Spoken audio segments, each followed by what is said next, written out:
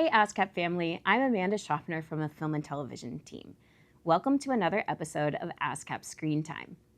I'm joined today by Oscar-winning composer Daniel Blumberg to talk about his latest film project, The Testament of Anne Lee, starring Amanda Seyfried.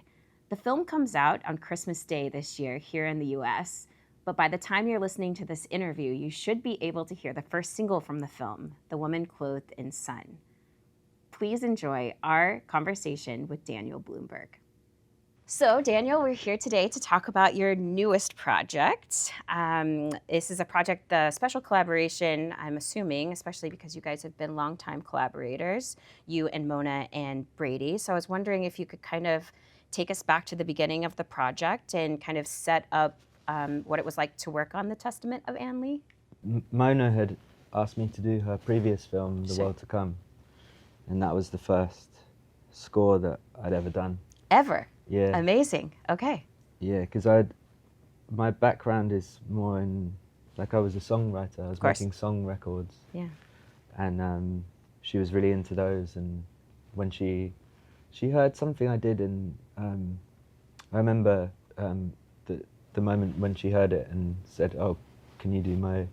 Oh, so she heard the connective tissue then of what you could create for the project. Yeah. Interesting. For her last film. Yeah, for her last film.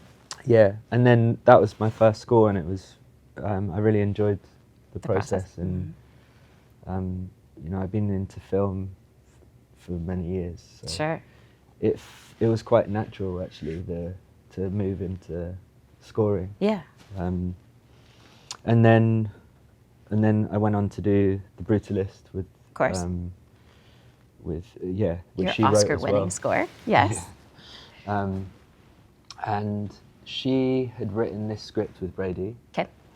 And which I loved when I read it. And okay, so you were brought in even that early at the script level. Yeah, she sent it immediately to me. Yeah, I was really. One of the things that I loved about it was that it was very much Mona. Yeah. Like just knowing her as a person. Okay. And sort of all the things that, who she is, and but also her sort of strengths with movement and sound, and I was also excited because obviously there's loads of songs in the film. Right. So, sort of having made songs. It was sort of, that element was quite close to home. I mean, she really encouraged me to draw upon my songwriting and stuff for the project. But she was waiting for me to finish The Brutalist. Okay. Patiently waiting. Really patiently, yeah, because she got the dates from Amanda to do to be on set. Okay. We just finished in The Brutalist in April. Okay. So literally the day after the sound mix, I went and started working with Mona. Oh wow. Okay. On this, like really intensely, because the shoot was in August.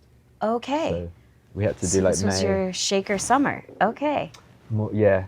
Well, all the seasons. Yes. Yeah. Of course. Of course. Yeah, because I had to start early because. I had to start writing the music for the choreographer. Right.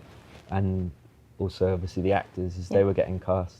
Sure. To teach them the songs. And could you talk about that research process too? Because, I mean, that's really what's so striking about a lot of the, you know, there's obviously a mix between the traditional Shaker hymns that you've kind of reimagined and readapted, but then also some original songs. Did you know in the script where those moments were going to be, what those songs were? What was your process of kind of figuring out how you were going to both honor this tradition, this Shaker community, but also, you know, honor Mona's vision and kind of find your own way into it? Yeah, I think that was the first thing, was really learning about the Shakers. Yeah. So, because I didn't know much about them. Sure. Until I read the script, basically. Yeah. So I just ordered every book about. Okay. You know, they had hymns. Of course. And also I got I do drawings, so I was really interested in their drawings, because they did these things called gift drawings. Okay. Which are really beautiful. And what is a gift drawing? they were just done like, I was quite into sort of what people call like folk art or outsider art. Of course. So people who just, you know, kids always draw and then a lot of people stop drawing. But well, yeah, we all stopped playing entirely. Yeah. So I was always going to exhibitions of folk, but they would call it outsider art, and people who just draw. And they were using it to sort of access their spirituality, the Shakers. Interesting. But they're so beautiful. And then, some of the books on their furniture I found quite inspiring as well. Of course, yeah. Just with these projects, trying to find a way in, you don't necessarily know what that way in's going to be. Sure. Well, I remember seeing the filing cabinets that they had and which is connecting insane. to those, because I have lots of filing cabinets. So the storage was inspiring. Yes. But no, we listened to a lot of songs. The Shakers, people joined from the group from all different backgrounds. Right. And a lot of them would bring songs that melodies that they'd kind of heard. And the next thing was sort of, going through the script and finding elements of hymns and things that could connect to the narrative. Yeah, of course. And then also the balance between sort of traditional Shaker sounds and working out. Initially, they didn't use instruments, the Shakers. Oh. So it was all voices. All voices, and then I read that they didn't use harmonies. So I was like, Mona, I think... Interesting. I was like, I think one of them must have broken out into a harmony at one point. Like when I was younger, I went to synagogue and people would suddenly harmonize. Yep. And so I thought, if there was people praying together, then... But also sort of understanding how much of a license I had, and Mona was very encouraging to sort of approach it as if I was sort of working on my songs. Oh, basically. nice. And that's a lot of freedom then. Yeah, she was encouraging quite a lot of freedom, because in a sense we weren't making a documentary. Right. So it was being respectful to their culture, but also we're sort of making a poem about their Anne's life. And it was good because I went to visit the Shaker settlement. Okay, I was going to ask about that, because I was reading that they're really, at least here in the US, it seems that the number of people who would identify as true Shakers, I mean, there are like 2 or 3 left. There's 2 when we started, 3 when... Okay. Now there's 3. I feel like maybe I'm going to join. Okay, maybe a 4th, a 4th now. But no, it was nice to speak to the sort of people who were in the museum. It's like a... Yeah. It's like, they do look like... it's one of those museums where they sort of do reenactments and stuff. Okay. But I spoke to the music experts there, and they were quite into this initial demos that I was doing. Sure. It was almost like a blessing. I was going to say, that buy-in had to have been very validating. At least you were on the right track of finding that balance like you were talking about. Yeah, and then I think, obviously, scoring can be quite technical. And you're sort of... I mean, one of the things that I thought about the film, the script, and the movement was how radical, how extreme it is. Right. And as we moved through the process, I was trying to find this sort of quite simple palette of sounds. So it was voice, bells, and then strings came into it. Right, okay. But how to extend those elements as far as possible. So initially I had this tiny little bell. Okay. Mona and I found this shop in New York. I think we were like procrastinating because we had as you do. Stuff to do. As you do in filmmaking. So we wandered into this shop, and there were these beautiful bells that we asked the guy in the shop what they were when they were made, and he said they were made in 18th century in northern England, which is literally the exact timeline of what you guys were working on. So Mona bought one of those, and that was the first like sound in the script, in the movie. And then later, a year later, when I was doing the score, I worked with a percussionist called Steve Noble, and we were. I asked this percussion. There's this warehouse where they keep all this percussion to rent to like orchestras and stuff, and I was looking at the percussion that they had for rentals, and in the end I just asked if we could go and have a look at the warehouse, and it was amazing. We went there, and we found these like church bells. Oh, literally. wow. It's like massive church bells. Okay. And I'd been using this instrument called a celeste because of course. It's known as also like as the bell piano. Oh, yeah, of course. Because it has these things called bell plates. So on a piano, a hammer hits strings, but on this instrument, the hammer hits these little bells. Oh, okay. Bell plates, so these little pieces of metal. So it's kind of like a keyboard attached to loads of bells, basically. They had these huge, like brass panels of metal that were all tuned to different notes. And because all the songs were in different keys, right, we ended up having to use 30 of them or something. Oh my gosh, okay. Anyway, at the end of looking around this warehouse, sort of wanted to rent everything. So yeah, of course. The guy said, why don't you just record it here? So we ended up recording a lot of the percussion in this warehouse. Yeah.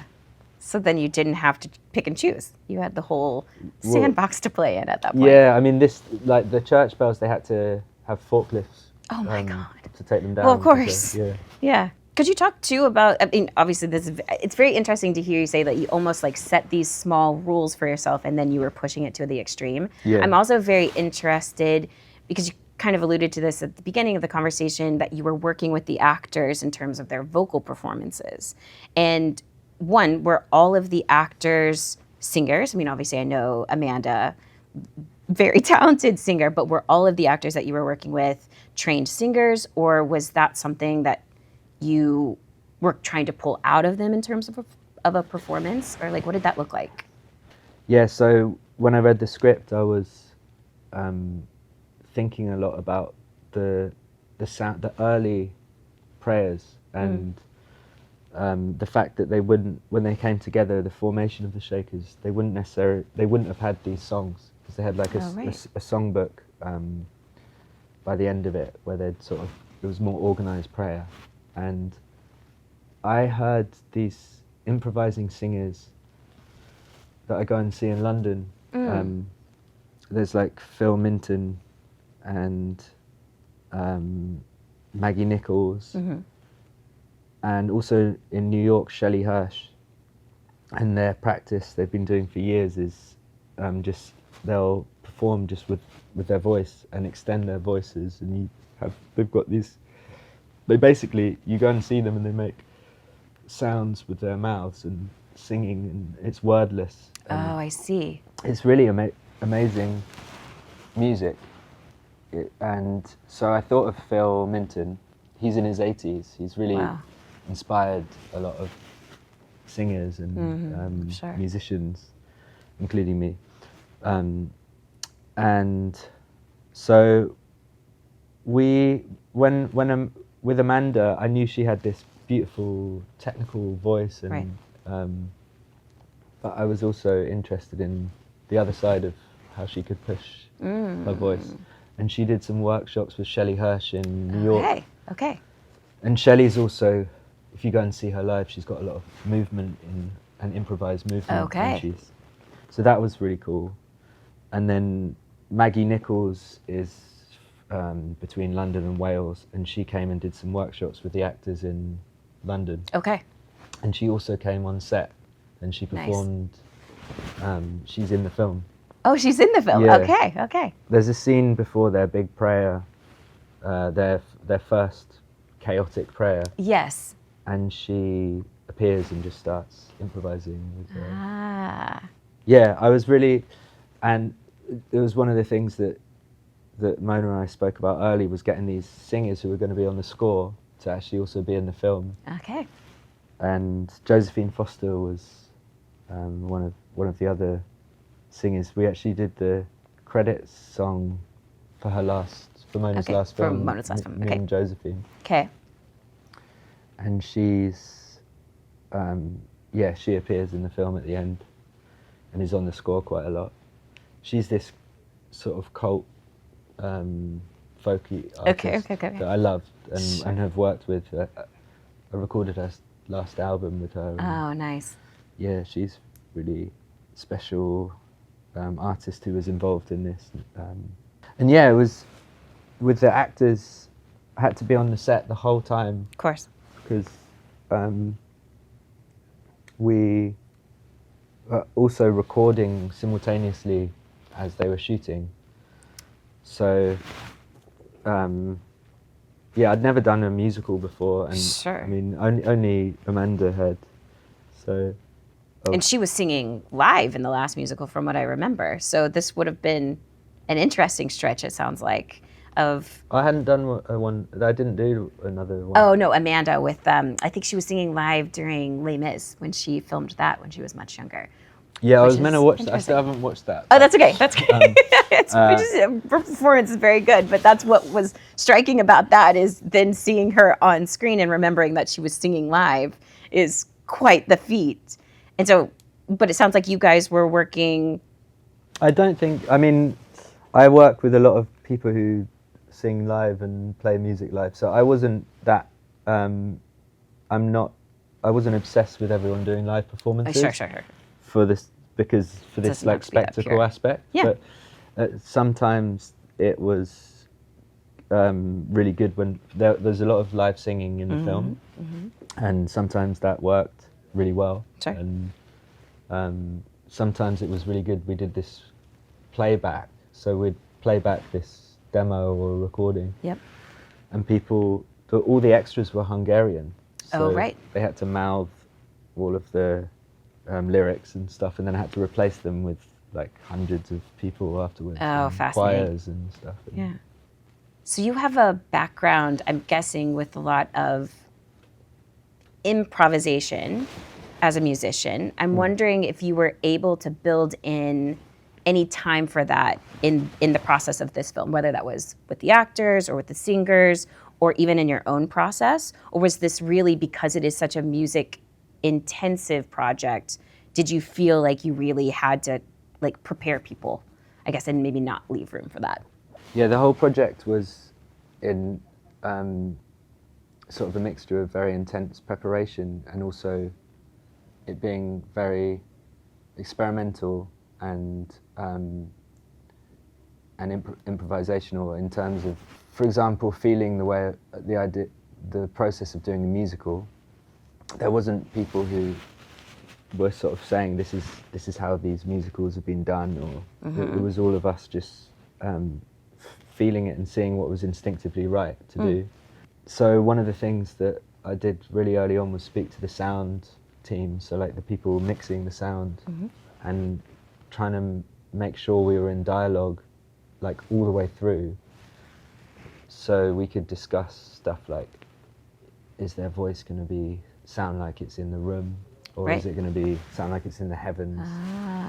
And right up till the end where we were all mixing it together. Yeah. So there'd be like a bell coming out the window, a bell in the score, a cow was tuned to the song. The cow would walk past and would tune that to the song, and yeah, that's also sort of improvising in that nature, because stuff is unfolding as you're editing, or because I was with Mona afterwards in the edit, and then the whole process was very active.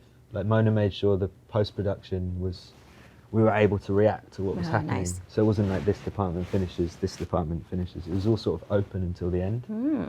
And I think that was successful, and when you see the film, it's all sort of part of all the pieces are sort of working together to make it move in quite make it quite fluid. Yeah, of course. But yeah, there was also a lot of the way that I work with the musicians. So there's some incredible string players on it, like Ok Young Lee, who's a Berlin-based cellist. I will always go and see in London. I see her normally playing improvised music. You're right. Okay. She played with Joel Grip, Angharad Davis, Billy Steiger, and Tom Wheatley. It was quite a strange string section that all play improvised music, but sort of came together to weave in between the songs and the score. Amazing. So there was that, but also just with Amanda and on set with the actors, and some of the dancers as well, getting them to vocalize. Having people like Maggie on set was great because she could help people like with the dances. Oh, right. There's a great sort of solo dance at one of the first prayers where they rehearsed what sort of thing what she could do with her vocals. Wow, she was dancing. And it's the vocals, those extremities were really important. Like at certain points, the vocals can sound, they're in pain or very euphoric, like group singing. And the choirs that I used were there was a lot of different choirs. There was like a amateur choir that get together every Tuesday that I used in like a church, and then a completely Phil Minton has one of the singers that I was talking about. He works with a choir. It's called the Feral Choir. A feral choir. Okay. And basically, if you want to see the Feral Choir, the Feral Choir don't really exist. They just sign up for that day. Okay. And the rule is that you can't have any professional training. Okay. Hence feral. Yeah. Okay. So they meet up at soundcheck, and then he basically conducts them. I see. And he helps collectively. They make strange noises together. Basically. Yeah, of course. And we sort of set up. It wasn't the Feral Choir because it was in service to this film and some of the songs and stuff. So it was slightly more directed towards the context of this. But it was just like PJ from my pub, the pub on my road. And my parents went, and just friends came together who don't Incredible. Sing. Yeah, so it was a mix of that, and then these improvisers, the singers basically, like Phil Minton did a improvisation to the whole film. Okay. So from start to finish, there's like, I've got a track on my Pro Tools of him improvising just reacting for like 2 hours. Oh, fascinating. And then the same with Maggie. Okay. Shelley Hirsch did that as well. Yeah. Okay. And then Freya Edmondes, who's a improvising singer, like closer to my age, who's incredible. She also improvised to the whole film. Okay. And then we would sort of weave those improvisations in and out textures. In the sound mix. Sure. Yeah. Like they were when they were working on The Wind, you know, this Andy Neal who was working on the sound effects. There would also be a stem of these improvisations that Mona would be like, "Oh, I love Maggie here," and then we would just put her in The Wind. Sometimes we'd get the voice to follow a character. Sometimes the voice would maybe represent like a heavenly sort of voice speaking to Anne. So that was improvising with like in the sound mix as well. Yeah. So, yeah. No, the process was very strange. I liked I thought that the process was so strange that it might make something quite peculiar. The result might be peculiar. And then also there was no sort of film companies involved. It was very much, it was the most independent. That you could be? Yeah. Okay. It was really made in a bubble. So there was also the other side of it was I was wondering if people would think we were completely mad when when they but maybe that's odd. That's what's so striking too, though, about like hearing you talk. You're making so many intentional choices, but yet leaving so much space, and the result, like knowing a little bit about, obviously after watching the film, knowing a little bit about Anne and her story, it like mirrors so much of what she was trying to I don't know, like instill in her community, this idea of like communal living, or even just collaboration within finding each other's talents. And also then this idea of like, I know a big shaker, I guess the foundational quality is like this idea of simplicity, right? And simple living and everyone working towards a similar goal, but also being almost like an empty vessel in some ways. And it just feels like these intentional choices that you're making mirror that story so well. And I think you're right that it's such a unique process that, I mean, I've never heard anything like what you're describing in terms of process, both on set and then what you were doing behind the scenes as well, in prep. Yeah, I mean, even with, on the set, like most of the vocals for the actors, they just recorded them at my Airbnb. Okay. Because it made it so that we could, I mean, I don't particularly record much in studios at all anyway. Okay. My portable setup's very high quality, so it makes it possible. So, for example, you know, I could text Amanda and say, I see you're not shooting on Sunday. Could we have a few hours here? And then it would work. We'd find times where we'd both feel like it was the right time to record those vocals, rather than you book a studio and then everyone's like, now we're gonna get it right. And it allowed us to be free in that sense. Also, it was practical because they didn't schedule any time for well, it was like a very independent film, which is always hard to make anyway. You know, the production's always about to collapse because of trying to find financing and stuff. But then there was the added thing on top of like it having these musical sequences, and so it was even more sort of squished. Well, this is not a small film. I mean, it feels epic in so many ways. So yeah, it doesn't surprise me that was difficult to pull off, especially in an independent setting. But you guys captured it so well. Again, it's like the word that kept coming up when I was doing my research, everyone is saying like hypnotic is like a word that came up, and that is also something that I felt like, I think the word that I would use more than maybe hypnotic is like this engaging, like from that very first sequence, you're so drawn in to the story and to the community, and then you have that immediate flashback to her as a young child. And I there was something so like drastic about that shift that for me as an audience member, I almost craved being a part of a group. Like I'm almost sad that I had to watch it by myself, because I don't know, even watching it alone, I was like looking around like, isn't this amazing? And what's going to happen next? And I feel like a lot of that is that the balance between the story that you're seeing on camera, certainly like the cinematography is gorgeous and the acting is wonderful, but also then these big hypnotic dance numbers and musical moments. I wonder, it leaves me wondering if you, because you're not getting the experience of actually seeing the Shakers in person, if this community that you guys have built on screen is even truer to that community than you know.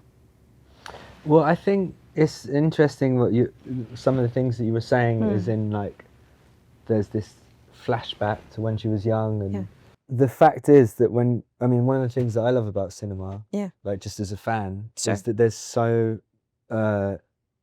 many tools that you have at your disposal to sort of like tell a story.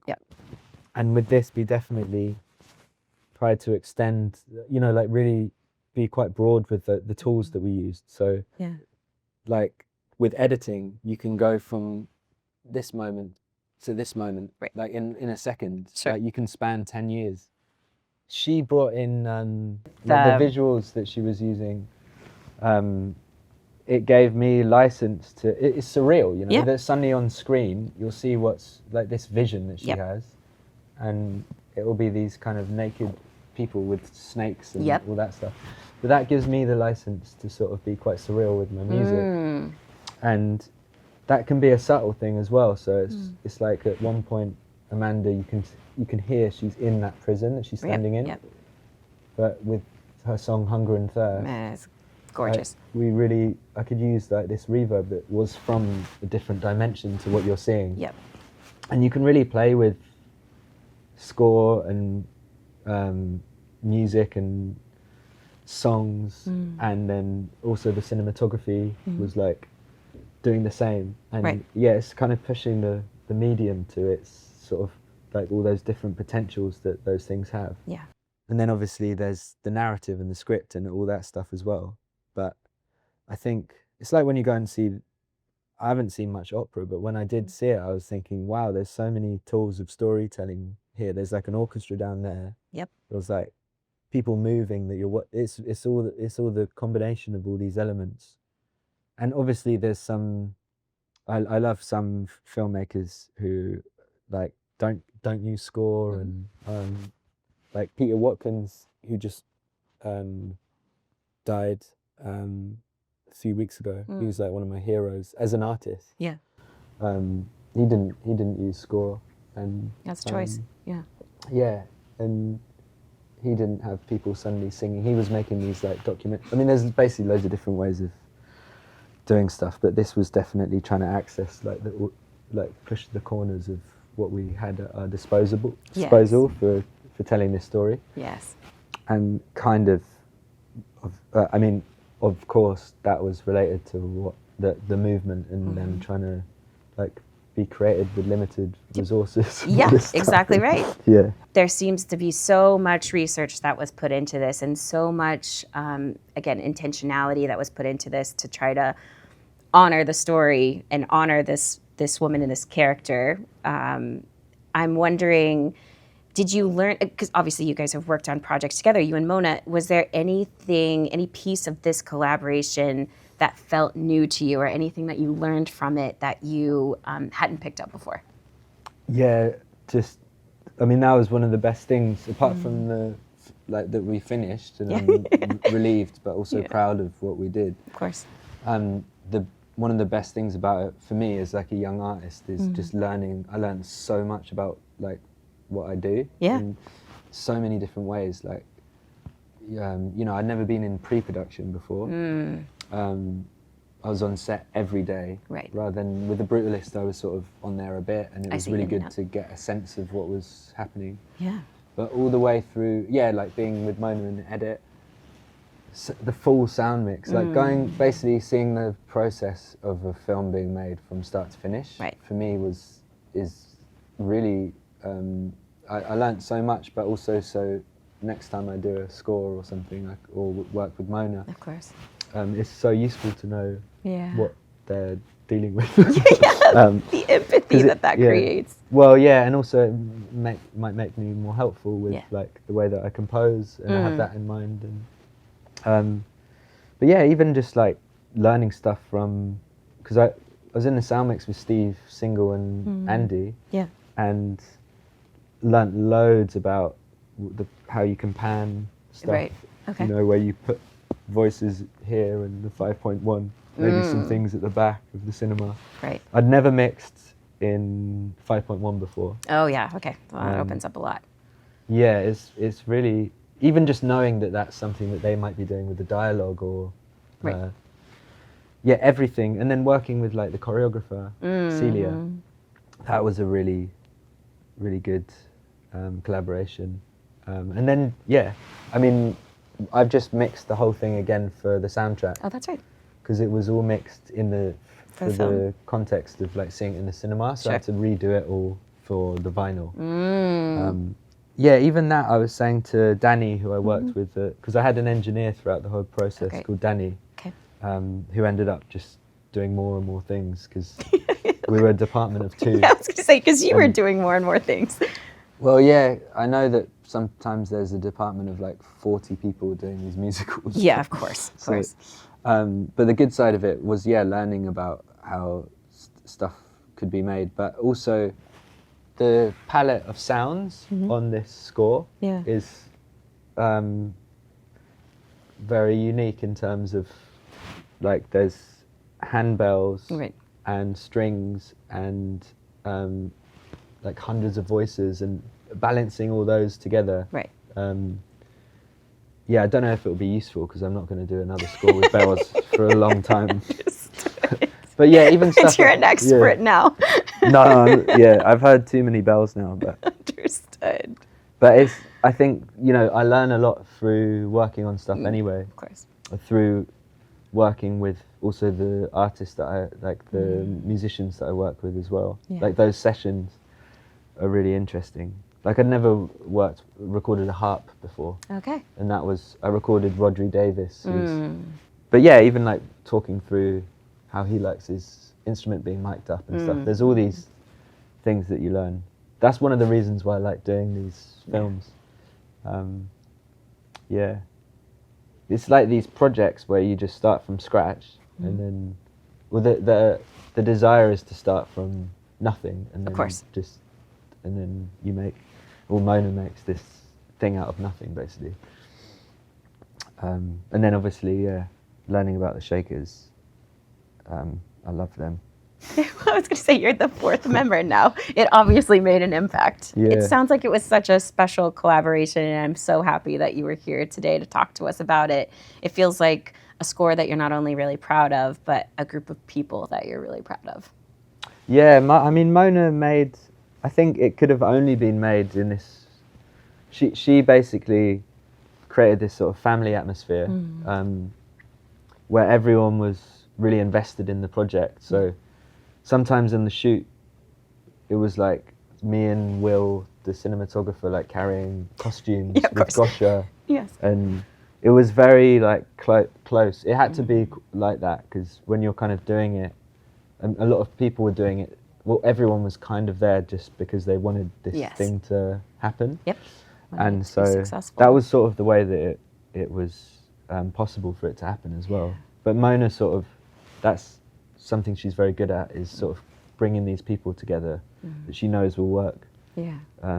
Well, and Amanda was really good at, I hadn't really worked with actors that closely, done a bit, but I was very impressed with how, I sometimes used to think they just turned up on set and magic happens. Did the words and stuff.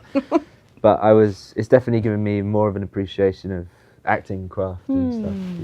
I was really impressed with her work ethic, Amanda's, because I worked with a lot of musicians who are really, they dedicate their lives to their work. Of course. But it was very extreme what she did, just even physically, for the role and stuff. Of course. Obviously, for me it was great because the singing sessions were like long and but it was great that she was just like so down for everything basically, and really committed to it all. Sorry, I went on a spoil. No, I love that. Yeah. Thank you so much. This has been so special.